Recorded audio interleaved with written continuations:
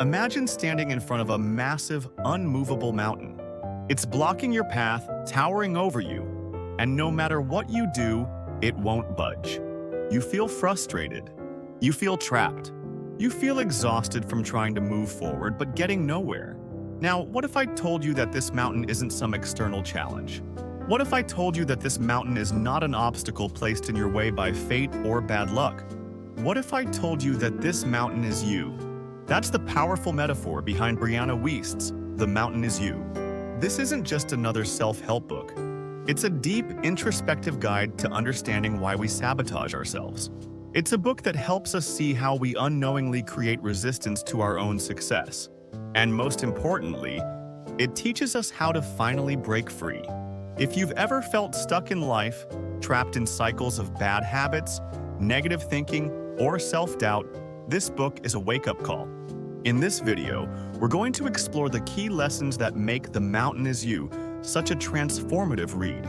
By the end, you'll not only understand your own patterns of self-sabotage, you'll also gain the tools to rewrite your story. So let's get into it. Brianna Wiest is not just another self-help author. She's a writer who has built a career around exploring emotional intelligence, resilience, and personal transformation. Her words are everywhere. If you've ever scrolled through Instagram or Pinterest looking for a deep, thought-provoking quote about self-awareness or healing, there's a good chance it came from her.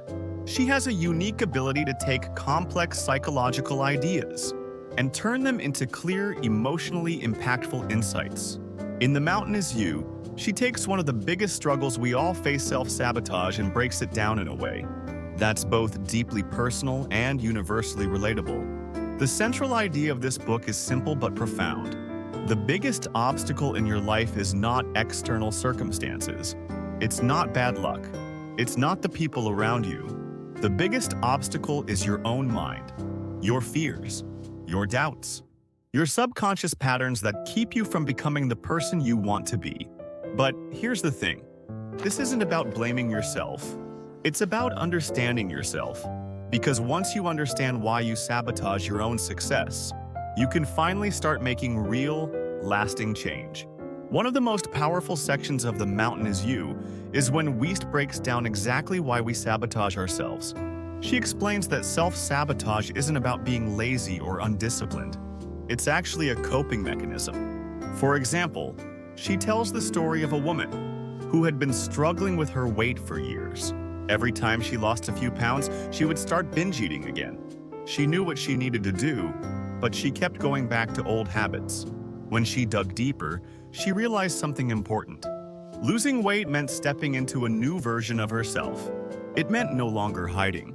It meant dealing with attention from others that she wasn't comfortable with. Subconsciously, she wasn't sabotaging her health because she didn't want to be fit. She was sabotaging because staying the same felt safer. Wiest explains that our brains are wired to keep us safe, not to make us happy. And what's safer than staying exactly where you are? Even if you're unhappy, even if your situation is painful, your subconscious mind sees it as predictable. And predictable equals safe. She shares another story of a man who was stuck in a job he hated. He had a side business that he dreamed of turning into his full-time career. Every time he got close to making the leap, he found an excuse not to. His fear wasn't about failing. It was about success. If his business took off, he would have to completely redefine himself. He would no longer be the guy with a dream. He would be someone taking real risks. And that terrified him.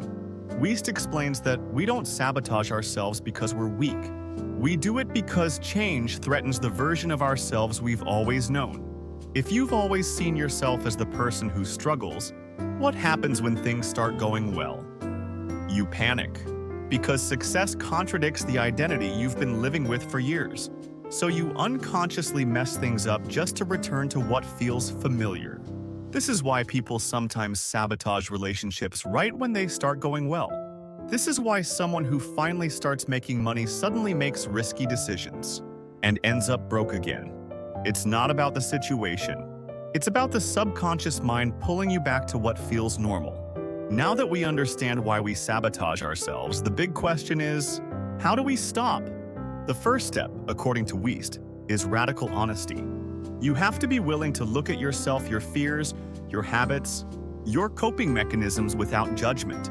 In the book, she shares a powerful exercise. She tells readers to write down a list of everything they do that is holding them back. Every bad habit, every excuse, every way they avoid taking action. She tells them to be brutally honest, because if you don't acknowledge the problem, you can't fix it.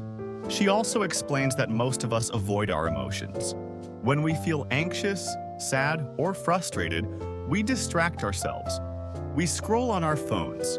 We binge-watch TV. We overwork ourselves. We do everything except sit with our feelings. But Wiest argues that true transformation only happens when we face our emotions, instead of running from them. She encourages readers to sit with their discomfort, to actually feel it. Because here's the truth. Emotions don't just disappear. If you suppress them, they'll show up in other ways. Procrastination, unhealthy relationships, self-sabotage. She tells the story of a woman who had a habit of ghosting people. When things got serious in relationships, it wasn't because she didn't want love. It was because deep down she associated love with pain.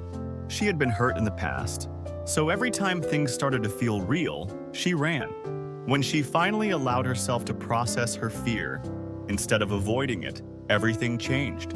One of the most actionable takeaways from The Mountain Is You is that real change isn't about willpower. It's about reprogramming your subconscious mind. How do you do that? Through repetition, daily affirmations, visualization, acting as if. These aren't just motivational buzzwords. They literally help rewire the way your brain sees yourself. Lastly, Wiest reminds us that transformation is uncomfortable.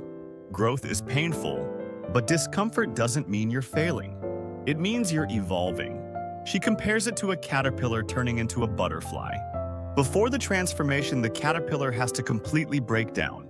It dissolves into a kind of soup before it reforms into something new. That's what change feels like. Messy, uncomfortable, sometimes even painful, but absolutely necessary. The Mountain Is You isn't just a book about overcoming self-sabotage. It's a book about reclaiming your power. It's about understanding yourself so deeply that you can finally step into the person you were always meant to be. If you're tired of being stuck in the same cycles, if you're ready to finally get out of your own way, this book is for you. And now, I want to hear from you. Have you read The Mountain Is You? What was your biggest takeaway? Drop a comment below. I read every single one. And if this video helped you in any way, do me a favor. Hit that like button. Subscribe for more deep dive book breakdowns. Share this with someone who needs to hear it. Until next time, keep climbing your mountains. I'll see you in the next video.